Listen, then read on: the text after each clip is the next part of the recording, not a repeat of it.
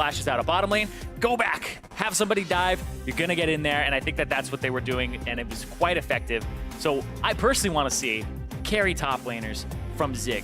I think that if he pulls something like the Rumble out, then that's going to be really good for Phoenix1. If they're able to actually have a carry up there, sure, I feel like, you know, tanks are much easier to execute on and play with your team around, but I do think that Zig is a good carry top lane player, and it can give him that X factor in matchups where Darshan can't go even on tanks or be a little bit ahead because they're playing tank on tank. I do think that the carry could give them that edge up, like I said. Now into champion select for game number 3. We're going to see that prioritization, that targeting against Meteos again with the Olaf. They're saying the difference between game number 1 and game 2 was super extreme. Night and day. Let's keep that going again. Let's get rid of that. LeBlanc also going to be banned away by CLG, while the support focus is the name of the game for P1. Yeah, literally just completely polar opposites in terms of the performance of having Olaf, not having Olaf. And there's the Shen ban from Phoenix1. So Varus on the table. Still have Graves is up.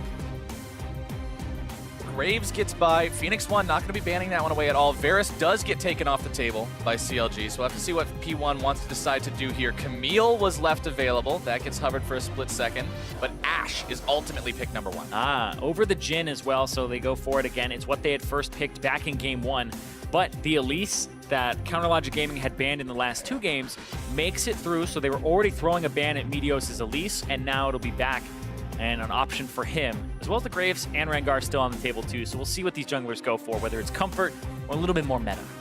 Based on the performances of game 1 and 2, I feel like Rengar is bad luck at this point because both junglers have had a very unhappy performance on that champion so far this evening. Darshan and the rest of CLG going to be picking up that Elise for Xmithie. So we'll be seeing that in the jungle this time out of him. Hopefully for their sakes, it's more like his Graves than it is like his Rengar. It does have a lot of playmaking potential. We know Elise as a capable duelist, a capable ganker, capable of pretty much everything, but wants to get involved early. Yeah, you want to have that level 1 through, or 3 through 5 effect on the team, and you want to be able to snowball.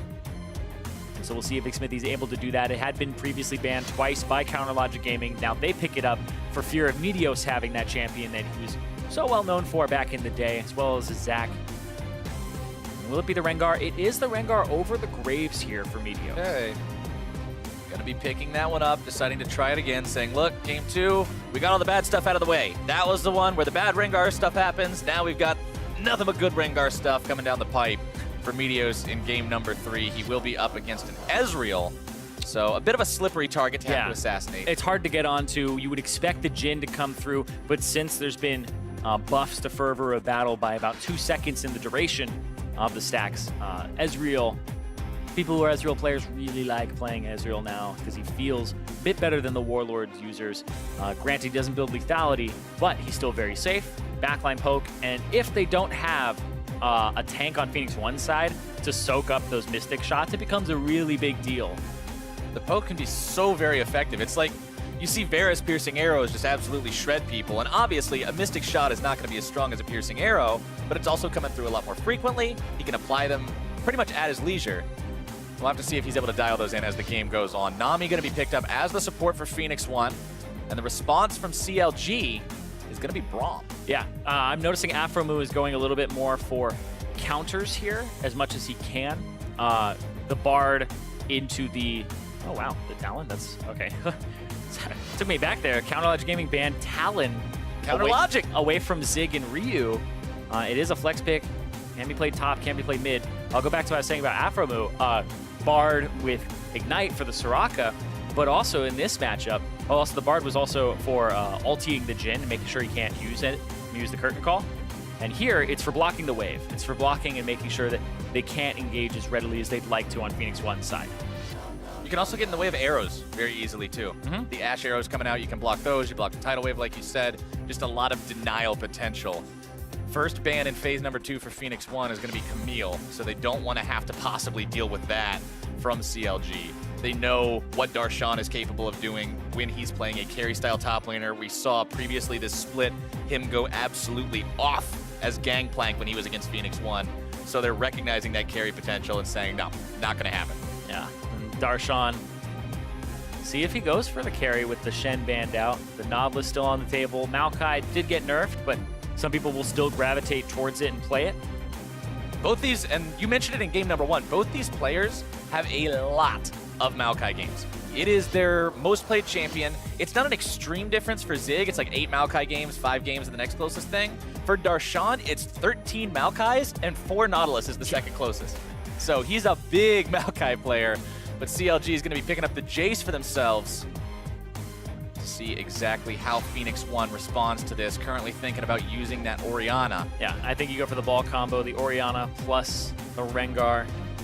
Jump in, get some Wombo in there. Always fun to mix up a little bit of Wombo with combo. Kled, though? Hey. Is this? Hey, okay. All right. Still gonna get the carry top laner. I mean, it's not the Kled, but I'll be satisfied with this. We'll take this Yordle instead. It's a Yordle riding a robot instead of riding a lizard. There's a big difference between them as well. So the Rumble, though, for Zig, I mean, he loves playing carries, and we've said it multiple times. He sees himself that way, and we'll see if that actually ends up being a good thing for Phoenix1 in this game, because he has been having more and more carry performances. He bodied Impact in the top lane. At a point, he had to get subbed out for Ray, and then it still didn't matter. And so we'll see here, because Phoenix1, they're running a composition that has a lot of engage, and a lot of ways that it's kind of like soft engage, but you add them together. The Nami Wave plus the Rumble Ultimate plus the Ash Arrow plus the Rengar jumping in. You have all these ways to go forward, so if they get a lead, they can definitely push a lead, and it's a very good team at controlling Baron Pit and things like that. And look what they are up against. The last pick of the draft for CLG, Aurelion Sol. When he's not banned, he's coming in. This is going to be a lot of fun to see who he, pretty much the player for Aurelion Sol. This is going to be a lot of fun to watch. And it looks like it's a little bit of a change up there too, because Jace has been played more and more and more in the mid lane to the point that it's almost like 70% played in the mid lane as opposed to top. It's expected now, so you do expect that Jace most likely to be played there. But it seems like CLG preyed off that knowledge. The Rumble matchup into the Jace can actually do a lot of damage and zone the Rumble off early, and he doesn't get off the ground until he gets about 1.5 items there, or if he gets a gank rather early on. One thing you got to be careful, though, when you've got that Jace in the top lane, that means you don't have a tank in the top lane. You don't have a tank in the jungle with your Rengar either. They got Afro. They do have Afro, but they've got to be careful, because if CLG puts them in a spot where that Wombo combo can go off like we talked about, they're going to find those health bars just disappearing. Yep, and we'll see. Aurelion Sol, though, for Huhi. Signature champion, I would say, at this point. Definitely. If you were to do a pocket pick, it would be on. Yeah, if you're to see, hi, I'm Huhi and my pocket pick is X, everybody fills in the X with Aurelion Sol. That's what he's known for. It's a very unique champion, not just in the fact that he's the only person who plays it, but just the way the character works. Very different from a lot of other champions. So when you see somebody who really likes it, who really knows a lot about it, it's fun to see the kinds of outplays and mechanical things they can demonstrate on that champion. Yep. It's funny because you're like, oh, he just runs around with stars on him. But his mastery curve is actually very high. You have to invest a lot of time in him. And even around Worlds, people were still not investing the amount of time needed to actually master Aurelion Sol. And so Huhi was definitely way ahead of the pack on that, and putting so many games in and knowing how to space himself, how to use the Celestial expansion to full effect. We just got to hope those darn stars don't end up disappearing on us and causing us to remake this one. Aurelion Sol. Caster Curse is a thing. Don't do this. The Lord of Stars and Visual Bugs. The CLG. There's no Bjergsen in this game, so he won't get Aurelion Sol disabled. The ball comes over the wall. Ryu tossing that one towards that dragon, but not going to be finding anything so far. Remember, ladies and gentlemen, this is for all the marbles. Somebody got really excited about marbles. Yeah. When I was a kid, I loved marbles. And some kids stole mine on the playground. I was actually really upset. That would be upsetting, man, especially if you loved them as a kid and some other kid just comes up and says, "No, this is mine now." Yeah. That's a heartbreaker. We're jerks. They took all my shooters, my slammers. my pogs, too. They took my pog collection. Not the pogs. Not the pogs. Leave the pogs. Take the marbles. All right. Darshan in enemy territory. Going to be finding a little bit of damage onto Zig as he gets a little bit barbecued in retaliation. But level 1 Flame Spitter not exactly going to be cooking up too much trouble as Huhi moves into a solid spot in mid lane, and Aurelion Sol's push power is nothing to joke about. Yeah, we'll see what he does with it as well, because he'll clear out level 1 very quickly. Meteos running to the other side. Xmithy is actually doing all the jungle, though, and we'll see level 2 collide here. No, Xmithy is just in for the buff, and he's out. So it doesn't affect Rengar too heavily due to the fact that he's not mana-based. Right. But cooldown reduction is always nice. It's also nice to just get the golden experience from getting the buff as well. It sets you behind a little bit, not being able to have that, as Huhi and Ryu just kind of going back and forth here. Like we already mentioned, Huhi's wave control potential on Aurelion Sol very early. You can shove it up, make Orianna just kind of stay on the back foot. Yep, and because he dips in and out of brush, it's like, we don't know where he is. He could be anywhere. And so the bottom lane, you see Adrian's like, I got to back up, because he could be coming down, and then immediately he shows himself mid, and then they'll start pushing up again. It's this fog of war game that you can play really early on with Aurelion Sol. And hey, sees the blue buff is still up.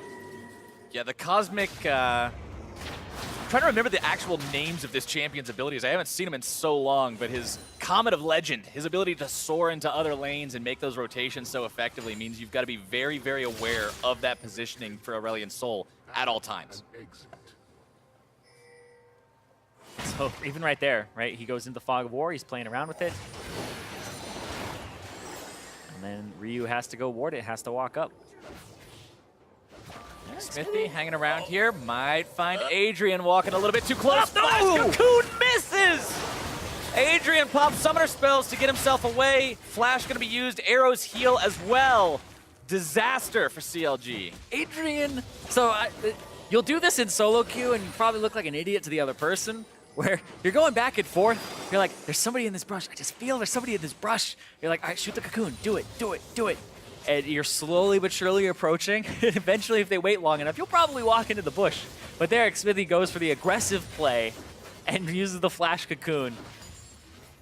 You ever approach a bush and you're just like, I know there's somebody in here and I shouldn't check this. My mind's telling me no, but my body, yeah, my body is telling me yes. Darshan's actually losing that trade. Zig about to have his cooldowns back a little bit sooner than Darshan. Gets the flash. Flash away from Darshan. Look at that. Be big. Darshan can't really find anything in retaliation either, so kind of drops the gate off to the side of himself. Yeah, I think what happened there is the cooldown for QE is a little different than 2Q cooldowns early on. So he Q'd and then he clicked back and E'd then, just slightly off. Because normally you'll hit EQ in one direction, and if your E is like a half second off of cooldown, it'll then come up afterwards if you're hitting that key too much. So a little bit off there, but that's going to cost him in that lane, and it's a lane that he is up against cloth and potions. So Zig, oh wow, going after who here, and there's Meteos. Huhi Ward it, jump. Flash over the wall. Meteos not going to be able to jump over the wall. The ward is not there. Huhi gets himself out, but it's at the cost of both summoner spells, which means he's likely a target for a repeat visit from Meteos sometime in the near future. Yeah, Ghost of course does have a pretty low cooldown. And we'll see if he's able to actually do anything with it. But hold on, look at this. Huhi comes back into lane to try and shove it up. Make sure that Ryu doesn't get a good back or it freezes. Xmithy in the area to cover. And so now he actually has a better back timer than Ryu does. So easy to just push that wave up, expand the stars, wear them all down with a couple of those ticks, and get that wave where you need it to be. Xmithy paying a visit towards the top part of the map right now. Not really seeing any opportunity to get anything done up here. Just hanging around in case Meteos decided that he wanted to make some kind of a move onto Darshan, who does not have a flash after that little bit of a problem in his 1v1 versus Zig. Meteos is now down on the bottom part of the map, still farming towards that level 6, like you talked about last game. Very important for Rengar. You want to hit it as soon as you can.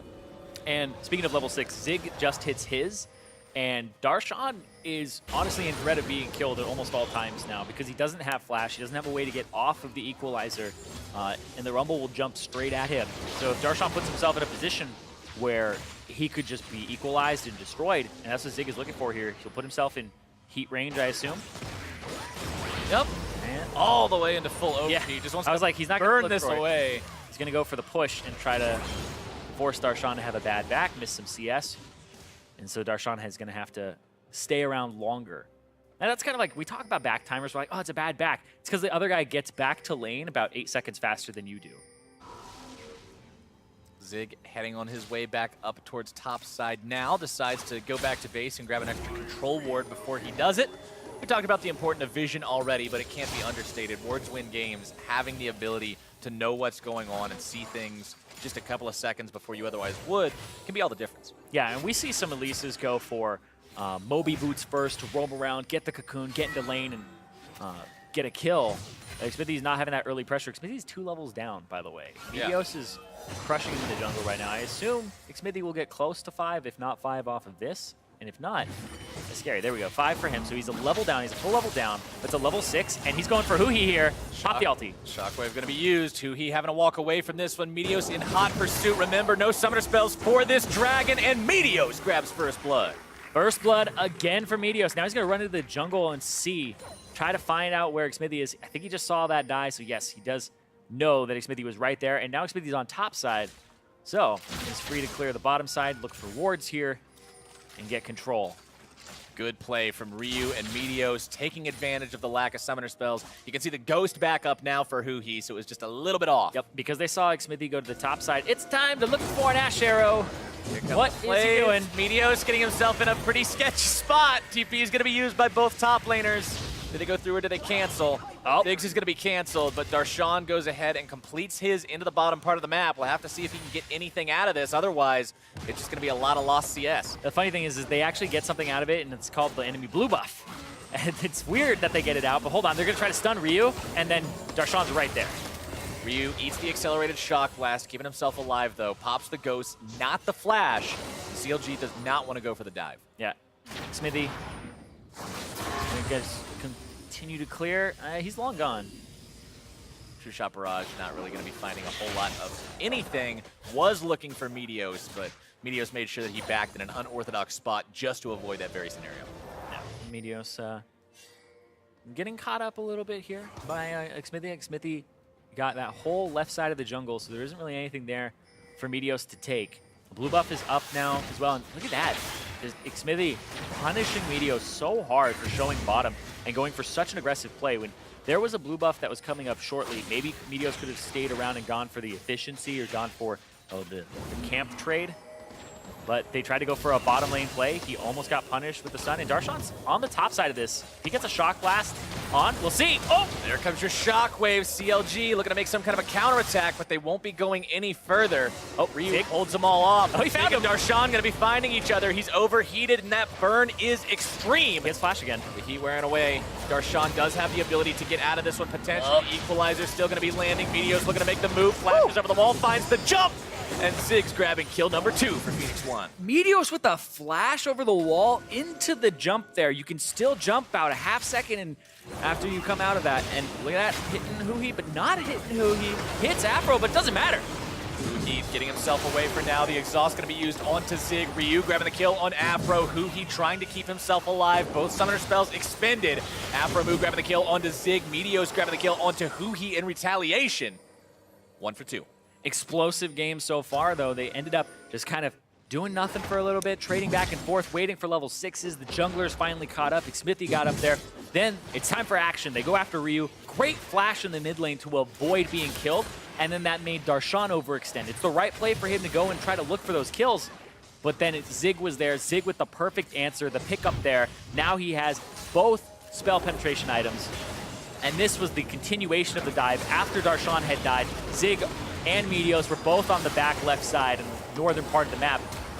Zig has turret aggro again, and I think he lost 80% of his health to turret shots. I believe so. He tried to go back through the turret, and I believe the Deathfire touch from the Rumble had actually redrawn aggro to him. Never lucky. Yeah, the way that it works now, ever since the change in the preseason, is that the turret call for help, even if the enemy isn't in range of the turret that you're hitting, then it'll still target the person who's dealing damage to them. More shockwaves onto Huhi. Ryu is just using this non-stop, and it's working. Xmithy shows up only to find the cocoon onto the enemy caster minion, and Ryu just feels very in control. Yeah. A lot of people were trying to find counters to Aurelion Sol for the longest time. Orianna, Echo popped up as one as well that people were trying out. Hold on, Zig, though, doesn't have an ulti for a few seconds. There we go. Yeah, up now. All right, we're going to make it happen. Equalizer on the escape route. Darshan going to be eating multiple turret shots, but not enough to make it a 1-for-1. At the same time, though, on the other end of the map, first turret blood goes over to Phoenix1, and they'll call that worth. Yep, and they're going to look mid lane as well. Meteos on the right side of mid, looking for just taking over that side of the jungle. Adrian is also going to make a roam here. Has the wave, so they might actually make another play. Honda Huhi, we'll see, because they see so many people top. Don't know if they will. They decide not to. Meteos has ulti. He's just going for the punish. I guess he saw Smithy level 8. He's like, I got to take his jungle or else it's not going to matter. Blue turret falls in the top part of the map. That's going to tie that objective count up at 1-1. The first Drake this time around, I knew we couldn't get all 3 games in a row of Infernal as #1. It's just Cloud, so you're going to see a lot less prioritization of that. We saw like an 8-minute, 9-minute one previously, and now it's Cloud Drake. Now it's just a big old bucket of I don't care. This poor Cloud Drake is always left out in the rain, man. Yeah, everybody's like, yeah, he can stay. I'll just let him. It's a he's harmless. Just leave him. Right? Just leave him there. Still a 1,500 gold lead for Phoenix1. 4-2 in terms of kills. They've got kills on the Rengar, kills on the Orianna, kills on the Rumble. Some real significant damage threats coming out from these guys. And it's very worrying when you've got something like a Rumble and an Orianna and a Rengar going into the mid game. They hide so much. P1 hides so much. And like you're saying, it's scary. And there they go. There comes the fear itself. Afromu trying to get himself away, but it's not going to be doing anything. The arrow going to be going a little bit wide right. They don't make it a double, but they at least get somebody, and the trap succeeds. Yeah, they just use the CS as a bait all the time, and they've done this again and again and again. And it seems like Arrow, Meteos, and Adrian are the ones who are doing it most often. Arrow is just popping out of vision and throwing Enchanted Crystal Arrow out. Looking for Ryu. Smithy and Huhi want to make the play. Ryu's going to be stunned up into Chain CC. Voice of Light decrees his death, and Huhi's going to grab kill #3 for his team. Hey, they got the Cloud Drake, though. Yep, they got it. They picked it up there, but they're losing their top side of the map. Zig was running through the jungle, so that Darshan now has priority on this. Higher up in levels at the moment. Completes his Mob Malmortia so he can continue to duel. Do a little bit better in this matchup. Smithy hanging around in the jungle, got Afromu with him there as well. Just in case Zig tries to go a little bit crazy in the 1v1, they'd be there. This blue buff is just counter logic gaming. It's not even, it doesn't even belong to P1. It shouldn't even be on their side of the map. Because it's been taken every single time. Even the first one. Yeah, P1's been 3 buffed all game. Yep. That's 3 of their blue buffs gone over. It's all of them. So far to counter logic gaming, they've been doing a good job controlling that top side buff. But it's not like Meteos needed it in the beginning of the game. But Ryu would like it right about. Yeah, it helps control Ryu a little bit. Yeah. Puts a constraint on him, not allowing him to do that non-stop spam. CLG looking for for Huhi. kind of a defense. 2-man stun coming out from Huhi. Trying to find more damage onto these valuable targets. Not going to be making it happen just yet. Zig makes his way into the fight with the TP. Equalizer available means CLG does not want to fight in these small corridors. And so they're looking for the engage.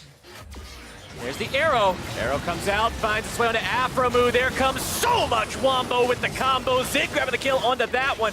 Huhi going to be forced to flash away from the bubble. Accelerated shock blast finding its way onto Meteos. The Spiderling and the Mystic Shot take him very, very low, but he's not dead yet. And Phoenix1 make a 1-for-0. This is legitimately 5 ultimates to kill Afromu. Like, they wanted him dead. Yeah. They're like, Why pull punches?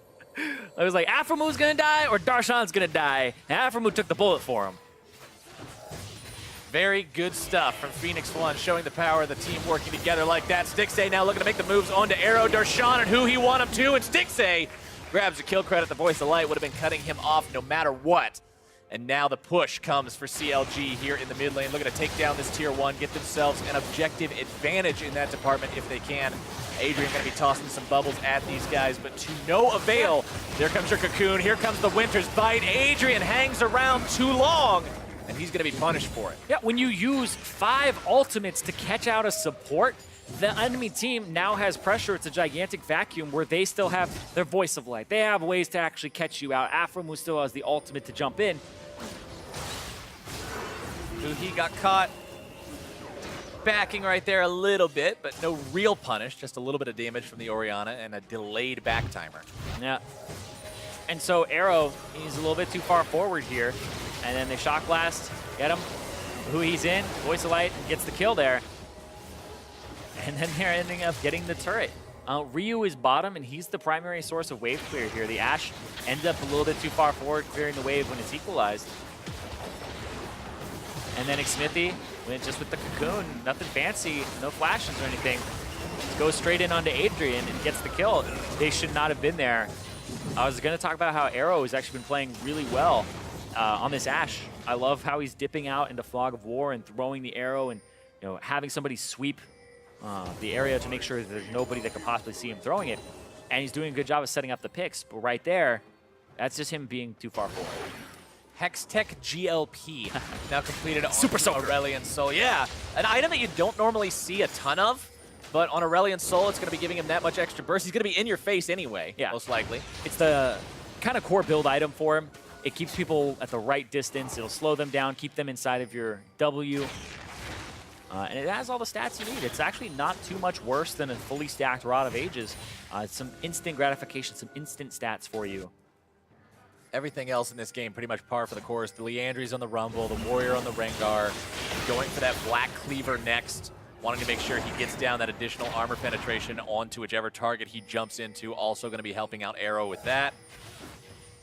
Mana Moon stacking up for Ezreal. Stixxay currently has that at about 530 out of 750, so it's going to be done in the first half of the 20-minute area of that clock, so he'll have the Mermana done at that point. He can do that much more damage with that bonus passive. Until then, they got to keep waiting on as the fight breaks down. Still looking to make something happen. Stixxay grabbing the kill onto Meteos. Arrow backing himself away. There comes the damage. Accelerated Shock Blast finds that one. Aframu having to jump back. Who he still wants more. Equalizer comes down from a long way away, grabbing the kill onto Aframu. Xmithy may be in some trouble here. Electro Harpoons and fires over the wall. Ryu grabbing the kill onto him. 2 for 2 when the dust settles. That's how you do it. When Spider's up against the wall, you just burn him. Yeah, throw an Orianna ball at him too, apparently. Kill the fire. But that ends up being rather good for CLG when they get pressure, but it does end up being a rather equal trade across the board. Yeah, it looks like they're trying the same old. They're trying to catch people out, and Aframu, he's just baiting here. Meteos comes too close. That's just one of the reasons that they really love having... Ooh, nice repel there. Shockwave actually hits nobody, and they love having this Aurelion Soul because who he can join these fights so quickly with his E. And Aframu gets picked up. And Xmithy gets picked up. And he's up against the wall. It takes them a little while, but they get him. Cook him. It's a 2 for 2. 8-7 game. The damage in that last team fight, a lot from Orianna. That's a missed Shockwave. A missed Shockwave. And a surprisingly low 78 from Rengar. Really surprising? Not the most damage in the world. A little bit more work. Hey, when the Nami does more. If he keeps that up, he's almost up to 25% of the damage that Nami did. What a god. The junglers, though, it's not all about them this game so far. Right. Talked about it. That's very different. The carry top laners came back in, and that play was started mostly off the back of the fact that CLG, they knew they could take it with Huhi coming in and roaming a little bit faster. Also, Darshan was going to get there quicker, too. Zig didn't have teleport. He was up on the top side of the map. Counterlogic Gaming are playing the macro game quite well. And now they're actually playing around the Infernal Drake. Ryu wouldn't be close to this, and Zig really want to set this up. Zig walks just a little bit too close. The follow-up CC is not going to be there. They almost get what they're looking for. Now they're going to have to head back towards that Drake pit. With Zig hurt, this might be their opportunity to jump on this one. It is Infernal. Yeah, but he is going to get healed up by the Nami. I think that you still fight for this if you're Phoenix1. P1's got the tools to make one hell of a team fight come out. Meteos jumping in on top of his opponents, finding a little bit of damage there onto Darshan. Yep, it's the ball delivery now on cooldown with the ultimate from Meteos. Try to get mid-pressure. Meteos eats a cocoon, but it's not really going to do a whole lot of anything. Adrian's heal's doing a great job keeping P1 topped off, clearing out some of the wards in the pit. Now they've gained control over the area. CLG are the ones who have to respond to this. True Shot Barrage doesn't find anything at all. Both teams have now drawn a line with this Infernal Drake between one another. Yeah, they're going to actually go for the 50-50. They're both giving the junglers access. Here we go. Xmithy going to be the one who grabs it. Meteos having to back away. Glacial Fissure going to be used to make sure that P1 cannot mount a counterattack. Oh, that was Afromu right there. That was Afromu through and through. Ooh, hit Stixay. Arrow finds its way onto a very valuable target. There's your equalizer. Wave going to be coming through as well. Afromu barely getting himself back. The heal's going to be popped. Stixay and the rest of CLG full retreat now, as the Phoenix1 attempt to make something happen ends up falling just a little bit short. You have to be careful. There's still an ultimate coming up from Meteos in a few seconds here. Let's see if he does anything with it. Looking for behind Xmithy in the jungle and just delete him off the face of the world. That is not your red buff today. Meteos going to be grabbing this one away, making up for a few of those stolen blues from earlier. Yeah, making up for it just a little bit there. He'll take a kill to boot. Hold on. They're in an awkward position. They're going to have to use the blast cone, I believe. Try to get out. Meteos! Or just walk straight into the bush, flash over the wall, try to keep yourself alive. Yep. Darshan is going to be chasing this one down. The Nami heal, trying to get Meteos out of there. Accelerated There's still a shock turret. blast, There's not still going to a find the turret. mark, but the tier 1's still there. Meteos has no choice but to turn around and try to fight it. Exhaust going to be used, but Stixay is too close, and they can't find the damage. Adrian now having to run for his own life, as CLG will settle with the kill onto the jungler. It's such an awkward position to be in because the red reset and they walked all the way back and he's like, I still got to get this. And then it put them too far in the jungle. Ryu and Arrow both actually backed off because they were forced out by superior numbers. And then the blast cone apparently wasn't an option for him. And he face checks and almost dies. Then dies after. Then dies afterwards, but he gives him a hell of a chase in the process. Well, he didn't get any real summoners for it either. He had to blow his own flash, and he got Adrian's flash and exhaust as well. Yeah, they spent a lot of summoners trying to get Meteos out of that trouble, and ultimately it doesn't pay off, so really sad investment. It's not good for Phoenix1, as they're now going to have to play around not having those available here until those cooldowns come back up again. And with the game only being 1,500 gold apart, with it being so potentially swingy off the back of one really good or really bad fight for either side, you've got to take every single consideration into account, because one wrong move could be the game. Yeah, absolutely. And it's hitting that point where the Baron definitely on the table. With the carry top lanes, that means that Baron can go down very quickly, too. It's not like you've got something like a Maokai or a Shen in there doing almost no damage to it. You got a Rumble, you got a Jace, you've got these champions that can take that down effectively. Also makes it really risky to do as well for both teams. Afromo would want to zone, and he did a beautiful job, by the way, of zoning on the Infernal Drake. His ultimate, his Glacial Fissure, was perfect. It was exactly what they needed, and I assume the communication was burst it now, and he used it diagonally towards Meteos, the only person who could possibly steal it, with a smite against Xmithy, and zoned him out of the fight, not just with a knockup, but also with what would be a slow afterwards, too. Banshee's Veil completed as item number 2 for Huhi. So the build for Aurelion Sol, you go basically as annoying as possible by building as much resistance, simultaneous AP, things that will keep you in the fight. And so I believe almost every item that he will build will have HP on it. GLP, Banshee's Veil, Leandri's, Rylai's Crystal Scepter. I was going to say, Rylai's is still a pretty critical part of the build, isn't it? It is. It is. It's a very big part. You don't have to get it immediately, but hold on. Xmithy in some trouble, has to repel, but he's got nowhere to go, forced to flash out as well. Huhi going to be soaking some damage over the wall too, very, very low, both of these champions. Phoenix1 looking to make more happen here if they can, but it doesn't look like they're going to find that opportunity. Meteos pops the ultimate, still looking to close in on Huhi if he can. The pings are there, but Meteos is not going to be there in time. Instead, just backs himself away. Yeah, Ryu got poked out and had to actually go to the top side of the map, clear out that wave. Let's take care of that and go back. But yeah, the Aurelion Sol build that we were talking about, it's pretty much all HP items and mixture of AP and resistances, because your whole job is to just stay alive, and the longer you're alive, the longer you have your stars out. And the stars don't need to do more damage if you're still alive and just hitting everybody with them. Right, you're not going to get a lot of revolutions of the stars if you go in and die in a second and a half. Exactly, so the build has been adjusted for that. It also makes it so that your mistakes aren't as hard punished, right? Of course, it goes without saying that the tankier you are, the more mistakes you can make by not dying immediately. Right.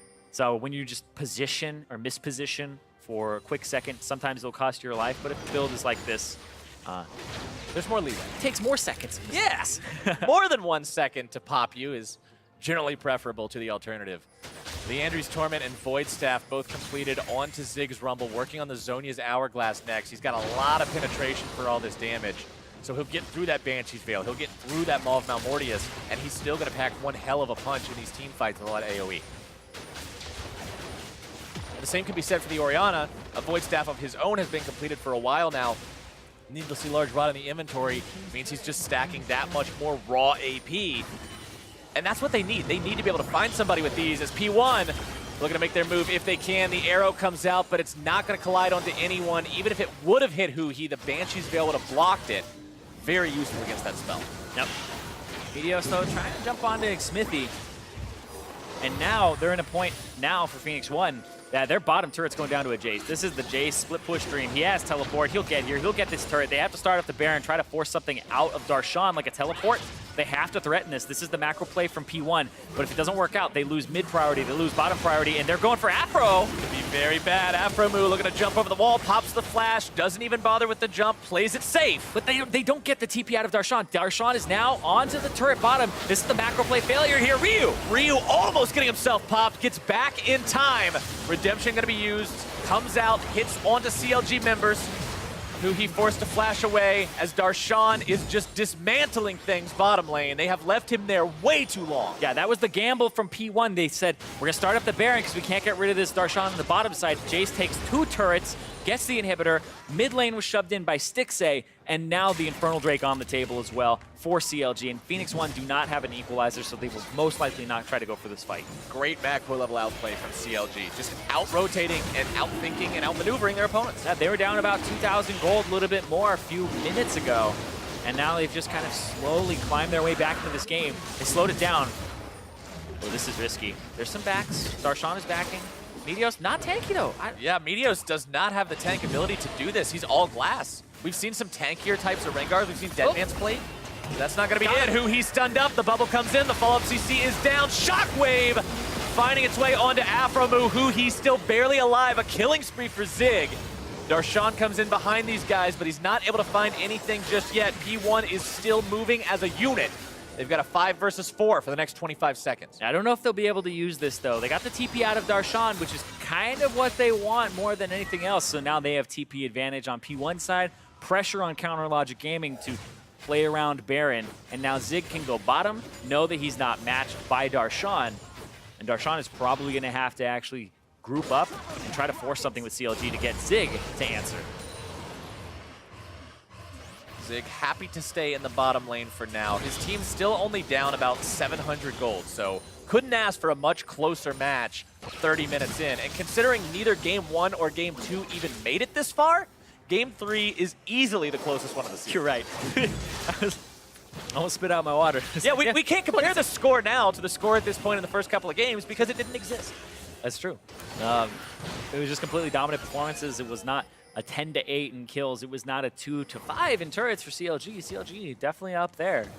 That means there's more comparable in a lot of metrics. There's a lot of standing gold on this map. If P1 gets the opportunity to take down some of those CLG turrets, they're going to find themselves building a lead very rapidly. But the question is, can you get yourself in a spot where you can out-rotate CLG, get to those turrets, and make those kinds of plays? That's what P1 has to figure out how to do. Well, and that's what CLG's been beating them at. So what CLG have going for them is it's much easier for a Jace to split push threaten turrets. Rumble, not so much. He's a big team fighter, would have to rely on the teleport to get in if he was going to split. And now they're at kind of the mercy. Afromu, they're going to try to go through him again. They're always finding Afromu. It takes so much effort to kill him, though, but they've got what they came for. Who he going to be target number 2? That's a big one. That's the one you can walk away feeling good about. Stixxay going to be walking right into it. A little bit more damage will find him. Another volley would do it, but he flashes away to stay alive. But with him that low, Baron is what P1 is looking for. Yeah, Darshan's going to try to do what he can. Mio's going to go around the back of the pit. I assume he kills the blast cone as well, or not. P1 just kind of waiting. They're baiting. They're trying to get more out of this. Seeing if they can maybe get Smithy to walk a little bit too close. Darshan as well. Arrow attacking, firing the hawk shot back. Darshan just getting away from the volley. They're trying to find him. The flash going to be used. Meteos still looking to make this one happen if he can. Smithy running towards enemy lines. That's not where you want to see him. Goes into repel mode, tries to land on the chickens, getting himself away for now. Adrian still in hot pursuit. Exhaust going to be used, and the spider gets squished. Meteo's grabbing the kill. But now they're coming back. CLG might be in a spot where they could potentially do something. Another arrow. They're going to be using the TP. Arrow onto Afromu. P1 still looking to fight this, but Stixay is able to find the damage. Darshan going to be dropping next. Who he's got that star. Meteo's having to get himself away. Adrian going to be taken down. Stixay's finding all the damage. Double kill onto the Ash. Still looking for more damage. Sig going to be run down next, and P1 is all but ace. What are you doing, P1? They go through the batting Look order. at that delivery! Shut down, Stixay! Meteos a little early with the W there. Doesn't get out of the CC. Still gets picked up by Stixay. And man, what was P1 doing? They went through the batting order and they're like, nah, screw Baron. We want these 2 kills. That was a weird shot call there. They were just too afraid of Darshan and Smithy killing this medium to high HP team. They just really didn't want to do the Baron. They had blue buff on Ryu. He had the resources to deal damage. They just don't have a tank, and I guess that's what's scaring P1 off of doing the Baron. They get the kill, and then they jump in and look at that. Counter Logic Gaming in the bottom left-hand screen are on it. And this is great because Zig comes in. He doesn't have Equalizer back yet. He's running straight through. Hui gets here so quickly. They aren't expecting this. The star comes through. Now they all have to dodge away. Arrow now has to walk towards Hui because he's pinched in by Stixay. And now Hui with the Ghost, able to chase them down, keep his distance. And this is so perfect right here. This star gets out of range of him at just the right time. Cool guys don't look at explosions. No, they just pass it off, give Stixay the kill, and walk away. That was so well done by CLG. They got the Baron, like you just mentioned, while we were watching the replay. CLG was able to pick it up. So now with a 2K gold lead, and off the back of that awesome fight, they're in the driver's seat. Yep, and the Rylai's Crystal Scepter completed for Hui. So now, very tanky, a lot of damage here, but Stixay picked up a lot of those kills. 6-0 and 3 has been playing so well. We're talking about him and Arrow, number 1 and 2 for 80 carries statistically right now. And we'll see if he finds that consistent stride for him, because Stixay, I mean, he had a crazy performance at the Mid-Season Invitational last year, and then it was just inconsistency back and forth. He's hit a bit of a stride this split. Question is, can he keep it up? Seems to be on one in this game right now. Smithy going to be taken low, repels up to stay alive, but his Guardian Angel is going to be popped. He's in a spot where his team can protect him for now, but Meteos is able to grab the burst. There comes the damage over the wall. Shockwave, one of the carries. Stixay and Darshan able to grab the kill onto Meteos. Zig to the side. Stixay cashing in again. Afromu going to be killed by Arrow, who's now stunned up. The damage comes through, but he's not going to be going down. He commits suicide. Darshan's looking for more. Arrow's going to be killed. One left on both sides. The showdown that may decide the fight. Stixay looking to back away with the Baron-empowered recall. Arcane shift over the wall. Trying to find some opportunity here. Going for inhib. He's vamping up off of the minions. The red buff keeping him healthy. He's going to grab this inhibitor, keep himself alive. Ryu still looking to chase it down. Arcane shift not up just yet. One more second. Getting himself back, has to continue kiting with those mystic shots. And Stixay is one smooth criminal, man. He takes that inhibitor and he gets away with it. Oh, that was beautifully played by Stixay there. Uses the red buff that he had just picked up to actually regen, waits, bides his time, and it plays it so well. Here, though, we're looking for some great shockwaves from Ryu. That's what they're looking for. Meteos jumps in, kills Smithy, gets out. Stixay now shockwaved in, not right on top of the equalizer, he's not burning. Then Meteos jumps in, gets blown up. Zig is on the left side trying to contest. It's not working out for him. Arrow on the right doesn't have a front line, so it's so hard to actually approach this fight. But then right here, he just gets so much life back, gets the crit, takes down Hui. Darshan jumps forward, gets the, he doesn't kill Arrow, but it's still then enough to kill him back. And triple kill goes over to the 80 carry of Phoenix1. And then we all know the rest. And like last time that we saw a really cool replay, during that really cool replay, CLG took another neutral objective. They grabbed the Mountain Drake. So just another notch in their belt for ways that they are ahead in this game, but it's still only 2K apart. 36 minutes in, Baron buff still with a little bit of time left for this Ezreal. Yeah, comes down to execution, comes down to where's that equalizer, where is that ultimate from Ryu, where is that shockwave?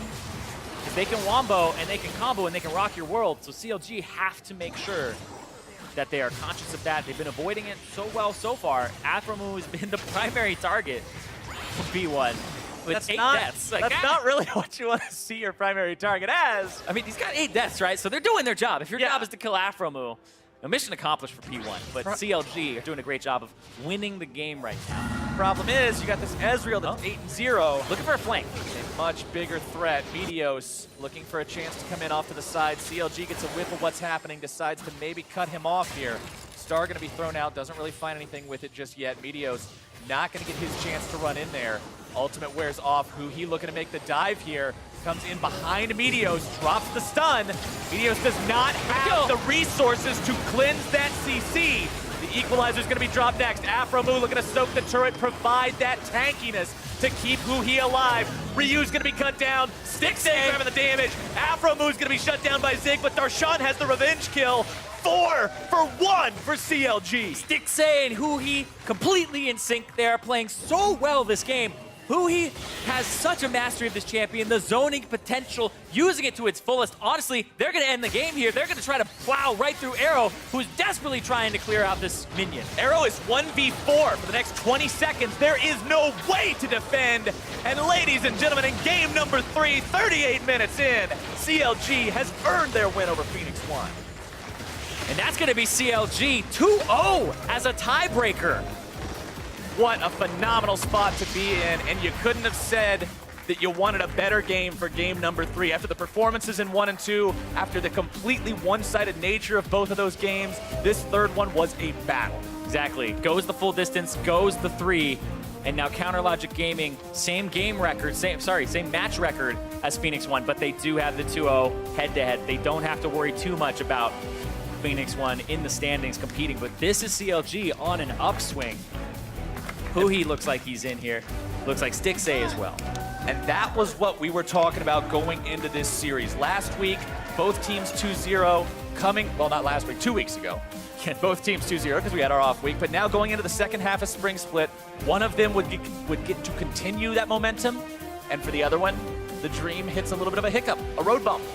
And that's Phoenix1 right now because CLG is still feeling good. And you wouldn't think so after that first game. The most dominant 15, 20, and almost 25 minutes that we've had in the NALCS 2017 Spring Split. And you think that that would be crushing. They come back, they fire back. Game 2, completely the opposite. And they end up dominating P1. And then this last game, neck and neck, 22 kills to 20 was the final score there when CLG had taken away the 22 kills themselves. So, like, seriously, crazy performance from their carries in that game. I think Stixay and Huhi both were a huge factor. And you know, that really kind of soils the records set by Phoenix1 in game number 1. Because now when people ask, oh yeah, Phoenix1, you guys set all those records, right? Yeah, and we lost the series. Yeah. So it's one of those things. They won the game, though. Where, yeah, they won the game, but it's all about that 2 out of 3 that CLG was able to walk away with. And just like you said about Huhi, the mastery on the Aurelion Soul. Game number 3 showed us why it was banned in games 1 and 2. Yeah, and then you go and you look at Phoenix1, you're like, oh, they banned Camille Nautilus. They're like really targeting that top lane. And they banned Shen as well. They left the Aurelion Soul up. It was something that they were so scared of in those first 2 games. And then they're like, okay, maybe we're just overthinking it. Maybe he wouldn't pick Aurelion Soul. And then he does it, and he's running around with 3,000 HP, multiple resistances, and just so hard to kill. But the damage that he deals simultaneously is so high, as well as provides so much utility with the Rylai's Crystal Scepter. And he always had his Voice of Light placements and his Star Surge placements exactly where they were connecting onto valuable targets. Yeah, or zoning somebody off of a certain option. Sometimes he'll miss them, but it's him zoning away from a wall or making sure that he's hurting them in a certain way. It's all about controlling the fight. He did a wonderful job of doing it. And with CLG taking that close series, let's send it over to the analysts to close us out for the